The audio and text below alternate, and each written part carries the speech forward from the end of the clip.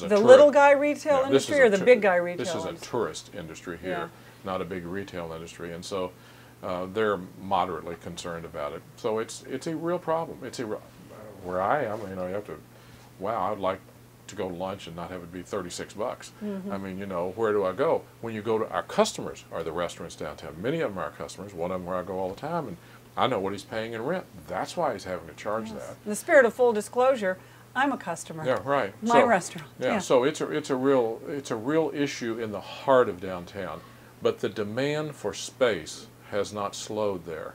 So the rents, which are continuing to grow, even in a economic downturn, are directly a result of the fact of the demand for access and closeness to where you want to be.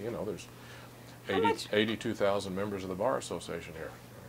How much responsibility does a bank have to the street level of a community, to the quality of life of a community?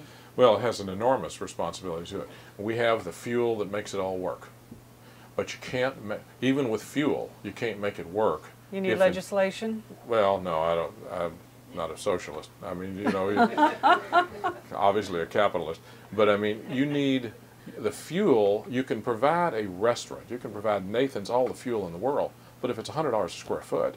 Oh no, it's much higher than that. Well, you can't. And going higher. You can't make it work. It just won't work, and that's true all over the world. But it doesn't work for anybody. Go to London and try to find a reasonably priced restaurant in the tourist district. Right. It's an economic fact. It's a supply and demand issue. And the real people tend to forget here, the real overarching issue is the height limitation.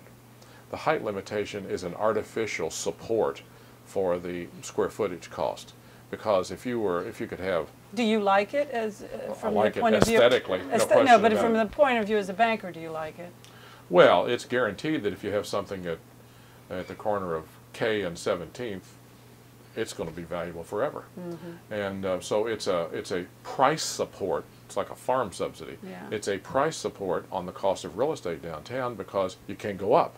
If you went up, you wouldn't have people scattered for 50 miles, and you'd have a much more contained business district, but it would be as ugly as many urban areas are in the country. So it's a unique place here, but that 11 to 12 story limitation means that property within a mile of the White House is always going to be extraordinarily valuable because you can't go up. Right, right. What do you, because they're coming to you for the money, where do you see the developers going and re-energizing the city right now? We know the area around the baseball diamond is going to be re-energized. What's the next neighborhood after that you see getting a boost? Out US 50 toward Annapolis, where you see some government buildings out there, but around Gallaudet University and all out there called Noma, North America, all that area out through there with the Arboretum all the way into the Prince George's County. There's a lot of speculation going on in land out there right now, and that's going to be a very hot area.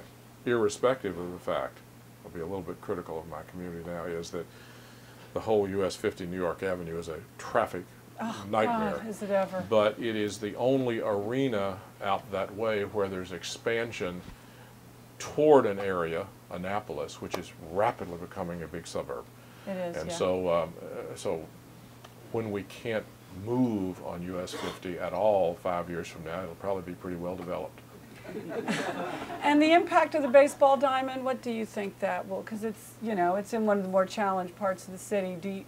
How far does the ripple effect go of that kind of re-energization? Well, I think the baseball stadium was terrific. I'm a big supporter of that, and I think it will be a signature for the community. And it's already had a great impact. Part of the problem is when you try to have people living around it, it's a difficult time to get financing for speculation that people especially in this climate. That people will move from Arlington to the stadium. I don't know that, whether they will or not. Maybe they will to be closer to their job. But if you're building a condo, if we could change DC taxes a little bit. Well, but if you're getting a condo over there, if you're building a condo over there, financing is difficult. If you want to moderate that to apartments, that's probably going to be easier to get financing. It's always the triple witching of it is you can get apartments, you can get condos financed normally easier because of the equity. Then you go to apartments, then you go to hotels. It's hard to get something where you rent by the day financed as opposed to the month or the year plus the equity. That's the general pyramid about it. Right now it's hard to get all of that financed because of the complications of the backlog of the credit markets that don't trickle down to all of us with credit cards and automobile payments. It's a very complicated secondary market in credits, big credits, like companies that the Carlyles buy, things like that. It's kind of lockjawed right now. How long is your commitment to Washington? Personally? Yeah. I'm staying here. I mean, did you sign a contract that said I'll be in this for 5 years, 10 years? Well, I'm not sure I would share that with the world, but I would say that I moved here with a second family. I have a 9-year-old and a 5-year-old. They're enrolled in schools that we like. My wife, who is not from here, it's the favorite place she's ever lived. She loves it. I like it. I think as long as I'll be here, I don't know how long I'll work. Depends on health, but I like it a lot. We're going to stay. Where do you see the greatest need of public dollar? Affordable housing. And how can people do that? Well, the city cannot do that until they're willing to use eminent domain. We have done financing in Austin, Texas, and Boston, and everywhere else for affordable housing. You cannot have affordable housing without affordable land.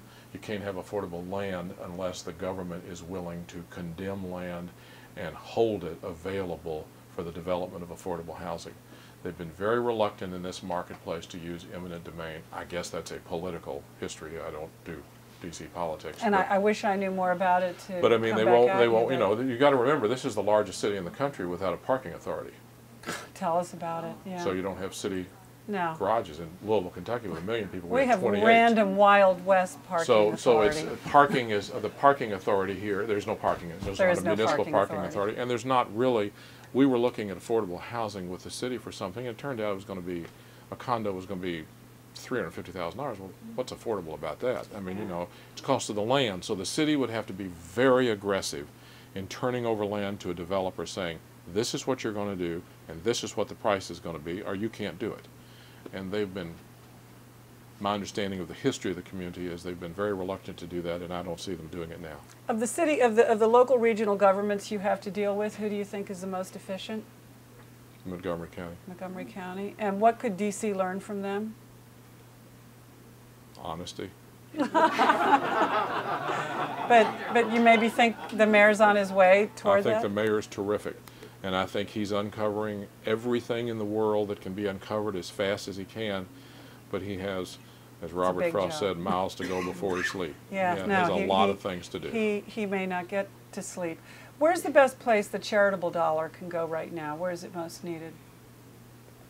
If we're going to keep people working for us here to wait on us in the tourist industry and in the all of the people that make our lives work, people like us in this room that make our lives work, they have to have a place to live and they have to have child care. If you can't afford to live and you can't afford to have decent child care, you create dysfunctional families, which we'll pay for later.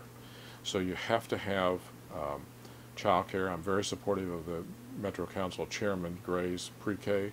Pre-K will be terrific. It's the right thing to do for an educational attainment level, and it's the right thing to do to help parents out where there's 2 of them that need to work, or a single mother that needs to work. So you need to work on affordable housing and affordable and excellent child care and pre-K. And how do they do that? I mean, are there any organizations you're involved with that... Well, there are a lot of great not-for-profit pre-Ks. Right. And of course, the proposal now is to provide pre-K for everyone in the community, whether you're in a charter school or a Central NIA or an elementary school of the city or whatever. So there are many creative ways to do that, but it's extraordinarily important.